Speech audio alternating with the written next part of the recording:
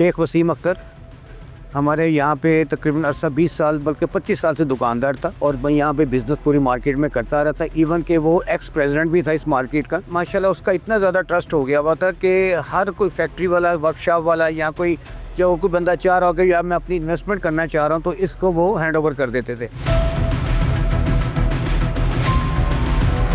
Even इनकी जो step mother थी उन्होंने भी इनको तकरीबन 3.5 किलो के करीब इनको दिया हुआ था सोना। इन्होंने अपना ट्रस्ट काफ़ी बिल्ड किया हुआ था, सिर्फ लाहौर में नहीं बल्कि सरगोदा से, कराची से लोग आके फैक्ट्रियों से आके माल इनको देते थे कि ये ले जी आप माल पकड़। जैसे कि लेन देन होता है कारोबार में कि जी माल आ रहा है, उसके बाद बेच के पेमेंटें दे देनी, उसके बाद फिर आगे माल आ गया। ये सिस्टम चल रहा था, बड़ी मतलब 15-20 साल से चलता आ रहा था। हमें अक्सर कहता था कि जी मैंने 4 साल के बाद बिज़नेस छोड़ देना ये वाला। मेरे बच्चे मलेशिया में एडमिट हो चुके हैं यूनिवर्सिटियों में, तो अब मैंने भी उनके पास चले जाना, मगर 4 साल के बाद।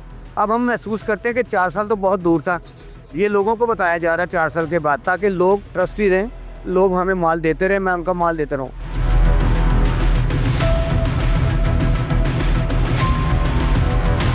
उसने ये किया कि शो किया कि मेरी भाभी कराची में फ़ौत हो गई है।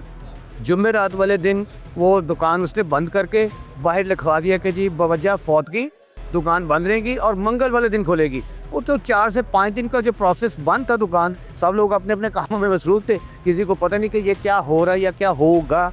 ये तो मुझे हफ्ते वाली रात को एक मुतासरीन का फ़ोन आता है कि ताहिर साहब, वसीम साहब कहाँ हैं। मैंने कहा यार वो कराची गया हुआ है, तकरीबन मंगल को आगे उसने दुकान खोली। करता सर वो कराची में नहीं है, मोबाइल सारे बंद है, उसके बेटे का भी उसका भी, तो लिहाजा ये देयर इज़ समथिंग रॉन्ग।